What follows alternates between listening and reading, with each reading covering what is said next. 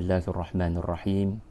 Alhamdulillahi rabbil alamin. Al-qail afala yatadabbaruna al-Quran am ala qulubin aqfaluha.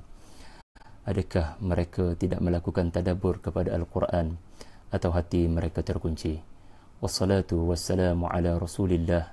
Al-qail khairukum man ta'allama al-Quran wa 'allamah. Sebaik kamu adalah mereka yang mempelajari Al-Quran dan mengajarnya kepada orang lain. Wa ala alihi wa sahbihi wa man tabi'ahu wa nasarahu wa jahada fillahi haqqa jihadi. Sidang pendengar, penonton di Tadabbur Center yang dihormati dan dikasihi sekalian, saya berhasrat untuk berkongsi dalam masa yang ringkas ini, mudah-mudahan 15 minit, mengenai muqaddimah kepada kisah pengorbanan Nabi Allah Ibrahim alaihissalam dan Nabi Ismail alaihissalam.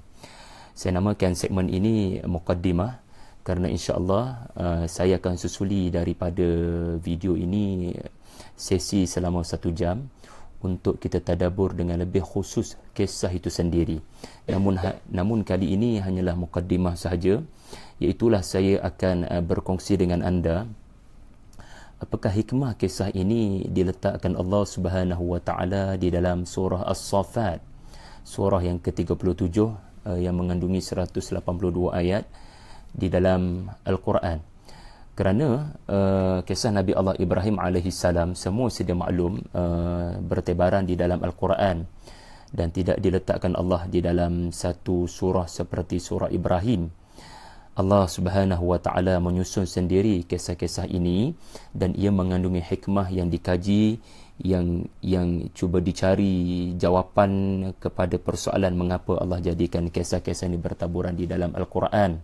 Lalu soalannya sekarang, mengapakah kisah mengenai pengorbanan Nabi Allah Ibrahim dan Ismail ini yang tidak berulang di dalam surah yang lain, dan ini antara satu-satunya kisah yang tidak ada pengulangan di dalam Al-Quran dan diletakkan di dalam surah As-Saffat. Apa keistimewaan surah As-Saffat sehingga dipilih Allah untuk merakamkan babak pengorbanan ini? Untuk makluman semua, surah As-Saffat adalah surah yang turun di hujung Makkiyah kalau berdasarkan pandangan Maududi rahimahullah.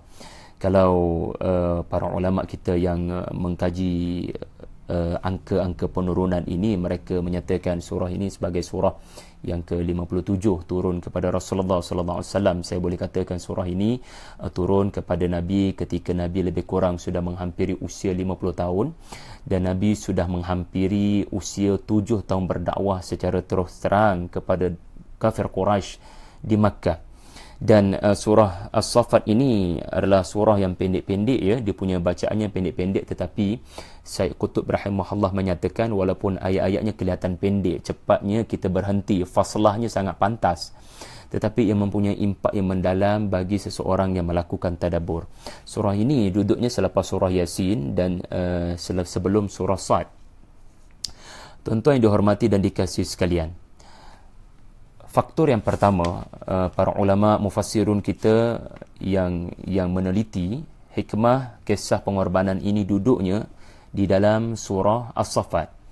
Pertama sekali, kerana surah ini merakamkan babak kafir Quraisy sanggup mempertahankan apa yang telah ditinggalkan oleh ayah mereka, datuk mereka, moyang mereka daripada syirik yang diwariskan kepada mereka. Lihat sahaja pada ayat 69 dan 70. Lihat saja ayat 69 dan 70. Surah As-Saffat. Bismillahirrahmanirrahim. Innahum alfaw aba'ahum dallin fahum ala atharihim yuhra'un. Yang bermaksud sesungguhnya mereka telah melalaikan apa yang telah diberitahu kepada mereka, dan mereka terus-menerus mengekalkan apa yang mereka terima secara membuta tuli daripada aba'ahum, daripada datuk moyang mereka yang sesat. Dan mereka sangat tergesa-gesa untuk mempertahankan tradisi mereka yang sesat tersebut. Mereka tidak berfikir panjang tentang apa yang Rasulullah sallallahu alaihi wasallam sampaikan. Mereka menyatakan ini adalah syair majnun, penyair yang gila. Tuan-tuan yang dihormati dan dikasihi sekalian, ayat ini menunjukkan Surah ini turun ketika kafir Quraisy menyatakan kami tak akan follow penyair yang gila. Mereka tujukan kepada Rasulullah sallallahu alaihi wasallam dan mereka menyatakan kami akan kekal di atas apa yang telah diwariskan kepada kami oleh ayah kami, oleh moyang kami. Lalu tidak perlu pelik sekiranya kisah Nabi Allah Ibrahim dan anak-andanya. Kisah Nabi Ibrahim yang bagi kafir Quraisy, mereka menyatakan ini adalah ayah mereka, ini adalah moyang mereka. Mereka tanpa segan silu menyatakan mereka meneruskan apa yang telah disampaikan oleh Ibrahim alaihissalam. Sedangkan sebaliknya, Ibrahim alaihissalam mewariskan kepada anaknya Ismail tauhid. Ibrahim mewariskan kepada anaknya iman kepada Allah, tidak sekali-kali syirik. Lalu di mana justifikasi kalian wahai kafir Quraisy yang menyatakan kalian mewarisi daripada ayah datuk moyang kalian apa yang sebenarnya diwariskan kepada kalian? Yang diwariskan kepada kalian adalah apa yang diwariskan Allah kepada Ismail alaihissalam, iaitulah iman kepada Allah Subhanahu wa taala. Kemudian yang kedua, kalau kita perhatikan surah ini, kita akan dapat lihat bagaimana permulaan dan pengakhiran surah ini bersangkut paut dengan malaikat. Allah Subhanahu wa taala memulakan surah ini dengan sumpah kepada barisan para malaikat, was-saffati saffa, iaitu demi mereka yang duduk kekal berbaris-baris. Kerana bagi kita memahami mereka yang duduk berbaris-baris dalam solat berjamaah contohnya, artinya mereka bersedia untuk menunggu arahan daripada imam. Ini merujuk kepada para malaikat yang berbaris-baris hanya menunggu titah perintah daripada Allah Subhanahu wa taala untuk memberitahu apa-apa jua perintah kepada mereka. Dan Muhammad Al-Ghazali dalam tafsir Maudhu'i beliau menyatakan Allah sebenarnya bersumpah dalam surah As-Saffat ini dengan malaikat Jibril.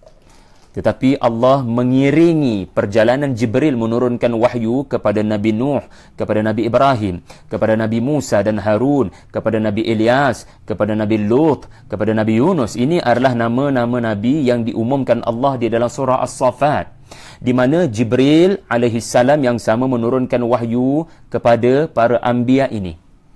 Dan Allah menunjukkan ketinggian wahyu dengan Jibril turun tidak berseorangan. Jibril turun dengan diiringi oleh barisan as-saffati saffa, iaitu barisan para malaikat. Kenapa ya? Allah Ta'ala juga menggambarkan pada ayat yang ke-8, di mana pada ayat yang ke-8 malaikat ini akan menemani perjalanan wahyu untuk tujuan memelihara wahyu ini daripada dicerobohi oleh syaitan yang sangat suka mencuri berita gaib, yang mahu menceroboh berita ini, yang mahu mencapai berita ini lebih cepat sebelum malaikat menurunkan kepada manusia. Kerana siapa tidak suka apabila dia mengetahui tentang masa depan. Jadi tuan-tuan, Allah Subhanahu wa taala berfirman, wa hifzan min kulli syaitanin marid. Maka apabila Allah Subhanahu wa taala memulakan surah ini dengan menggambarkan ketaatsetiaan malaikat untuk mempertahankan ayat-ayat Allah daripada diubah, diceroboh. Kesungguhan Jibril alaihi salam memberikan ketaatan untuk menyampaikan ayat-ayat Allah yang bersifat fazzajarati zajara, fattaliyati dhikra, inna ilahakum lawahid. Apabila komitmen ini ditonjolkan dalam rukun iman kita yang keempat, iman kepada para malaikat, maka tidak perlu pelik Nabi Ibrahim alaihissalam digambarkan Allah komitmen yang padu kepada perintah Allah seperti menyembelih anaknya sendiri. Jadi Allah Ta'ala meletakkan permulaan surah ini mengenai isu komitmen tidak berbelah bahagi. Was-saffat isim fa'il, ia memberi erti ketaatan, menunggu arahan, berbaris-baris dan tidak ada sebarang perubahan kepada pendirian ini dan hanya menunggu perintah daripada Allah. Sekiranya penduduk langit itu digambarkan Allah dengan malaikat yang tidak berbelah bahagi memberikan ketaatan, maka di atas muka bumi siapa? Di atas muka bumi adalah Nabi Nuh, di atas muka bumi adalah Nabi Ibrahim, di atas muka bumi adalah Musa dan Harun, di atas muka bumi adalah Nabi Ilyas, di atas muka bumi adalah Nabi Lut, di atas muka bumi ini adalah Nabi Yunus, yang semua nama-nama ini disenaraikan sebagai mukhlasin, disenaraikan sebagai muhsinin. Mereka adalah penduduk bumi yang juga mempunyai persamaan ketaatsetiaan, mereka tidak berbelah bahagi sebagaimana penduduk di langit as-saffati saffa tadi. Itu yang kedua. So boleh nampak ya, mengapa kisah mengenai Nabi Ibrahim yang paling hebat ujiannya di dalam sirah perjuangannya dirakamkan dalam surah As-Saffat. Ia juga memberikan pengajaran kepada para sahabat ketika surah ini diturunkan, ketika tekanan semakin memuncak. Al-Maududi menyatakan ketika jumlah para sahabat boleh dibilang dengan jari, jumlah mereka terlalu kerda kerana sebahagian sudah berada di Habsyah. Saki baki ini ditekan dari segenap sudut. Lalu surah ini turun untuk memugar komitmen mereka bahawasanya kekalkan pendirian kalian untuk beriman sebagaimana penduduk langit yang kekal memberikan ketaatan kepada Allah Subhanahu wa taala. Itu yang kedua. Dan yang terakhir, yang ketiga adalah apabila Allah berbicara tentang malaikat, Allah Subhanahu wa taala menyebut juga isu malaikat di penghujung surah ini, di mana kafir Quraisy telah menyatakan anak-anak perempuan mereka adalah bukan anak mereka, lalu mereka bunuh kerana kata mereka, ma'adallah, anak perempuan Allah adalah malaikat. Ma'adallah, maha suci Allah. Anda boleh lihat di penghujung surah As-Saffat, di mana kafir Quraisy menyatakan mereka menganggap malaikat adalah anak-anak perempuan Allah Subhanahu wa ta'ala, dan anak-anak perempuan mereka tidak layak untuk hidup di atas muka bumi ini. Mereka bunuh dan mereka biarkan anak-anak lelaki mereka wariskan kepada anak lelaki mereka apa yang Ibrahim tidak pun wariskan kepada Ismail AS. Mereka mewariskan syirik. Dan Allah Subhanahu wa ta'ala menyinggung isu anak di dalam surah ini. Sebagai contoh, Allah Ta'ala menyebut Nabi Ibrahim AS sebagai pewaris keturunan Nabi Nuh AS selepas peristiwa banjir besar. Iaitu Allah Ta'ala berfirman dalam ayat yang ke-83, wa inna min syi'atihi la Ibrahim. Sesungguhnya sebahagian daripada syi'atihi, daripada nasab keturunan, daripada yang meneruskan kumpulan orang-orang beriman adalah Ibrahim AS. So Ibrahim adalah penerus zuriat keturunan yang beriman di atas bahtera tersebut. Dan Allah Subhanahu wa taala menunjukkan pula babak Nabi Ibrahim melawan, menentang syirik yang dibawa oleh ayahnya sendiri. Idza qala li abihi wa qaumihi madza ta'budun. Dan Allah Ta'ala menggambarkan bagaimana Ibrahim AS yang diuji sebagai anak menghadapi ayahnya sendiri yang syirik. Maka Allah Ta'ala menggambarkan pula Nabi Ibrahim menghadapi ujian sebagai seorang ayah untuk melihat anaknya beriman ataupun tidak bila diperintahkan Allah Subhanahu wa taala dengan perintah penyembelihan. Dan di penghujung surah ini Allah singgung mengenai malaikat telah didakwa oleh musyrikin Quraisy sebagai anak perempuan Allah. Ma'adallah. Jadi isu anak dengan ayah sangat jelas kita akan dapat lihat di dalam surah As-Saffat ini. Bahkan kalau anda lihat pertelagahan yang akan berlaku antara kafir sebelum mereka dihumban ke dalam neraka Jahannam, anda dapat lihat Allah Ta'ala sendiri berfirman pada ayat 22, uhsyurul ladhina zalamu wa azwajahum wa ma kanu ya'budun. Kumpulkan mereka yang zalim dan pasangan-pasangan mereka, dan mereka yang hidup melengkapkan orang-orang kafir ini daripada isteri-isteri mereka, dan azwaj juga adalah juga merujuk kepada anak-anak mereka juga yang melengkapkan hidup mereka, yang menyebabkan hidup mereka semakin lalai. Jadi tuan-tuan sekalian, maka tidak perlu pelik mengapa begitu istimewanya surah As-Saffat ini ditempatkan Allah Subhanahu wa taala untuk merakamkan babak ayah dengan anak, iaitu Ibrahim dan Ismail radhiyallahu anhuma. Yang terakhir saya nak sebutkan di sini, kalau kita lihat babak yang pertama Nabi Ibrahim di dalam surah ini adalah babak baginda menghadapi kaumnya.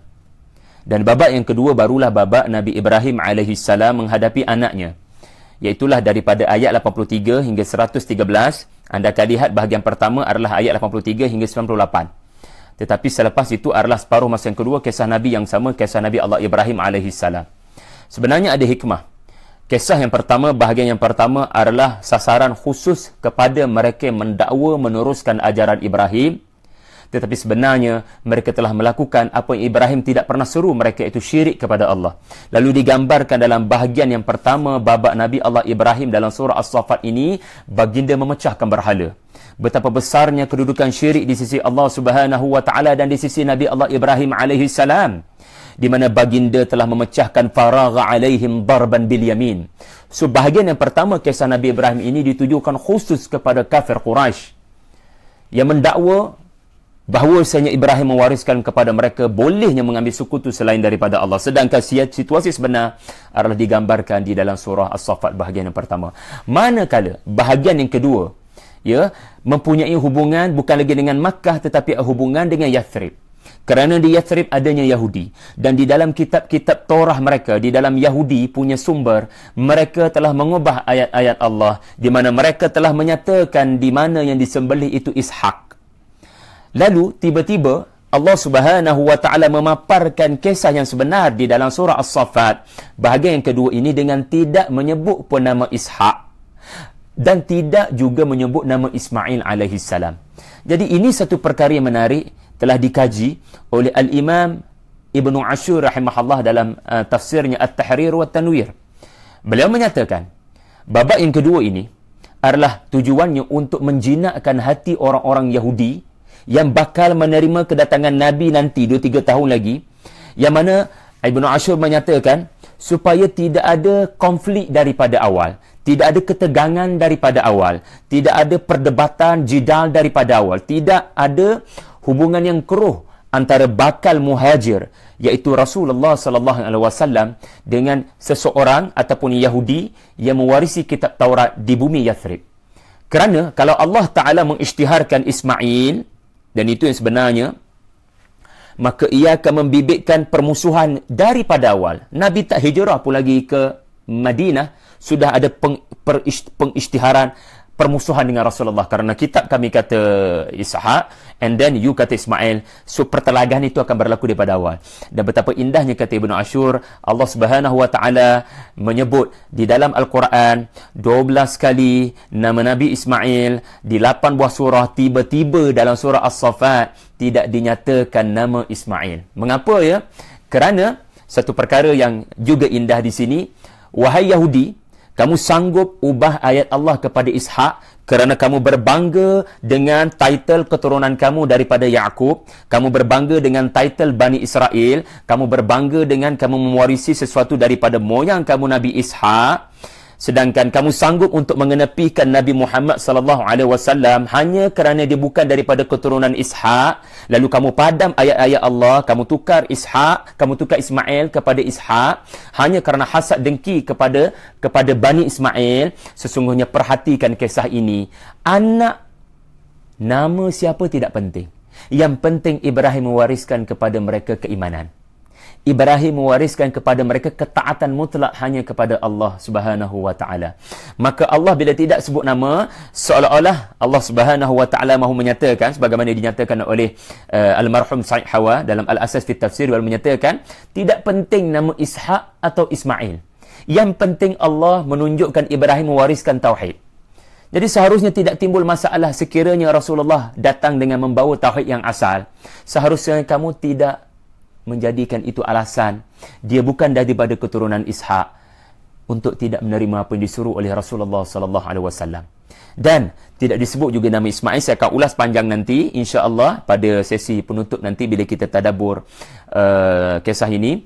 Yang penting adalah Ibnu Ashur menyatakan supaya menjinakkan hati orang-orang Yahudi, kerana sekiranya dapat pengetahuan daripada mereka bahawasanya seorang lelaki menyebut tentang kisah yang ada dalam kitab mereka, sudah pasti mereka berkeinginan untuk tahu lebih lanjut bagaimana perincian kisah ini.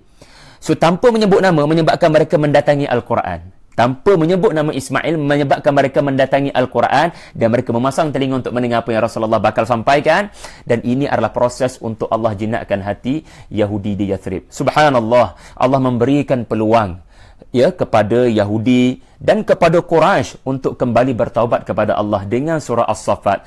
Tetapi kita sedia maklum di akhir perjuangan Rasulullah mereka kekal dalam kekufuran mereka. Tuan-tuan, itulah secara ringkas lebih kurang 20 minit saya berkongsi dengan anda muqaddimah kisah hikmah Nabi Ibrahim dan Nabi Ismail diposisikan Allah di dalam surah As-Saffat. Wabillahi taufiq wal hidayah. Assalamualaikum warahmatullahi wabarakatuh.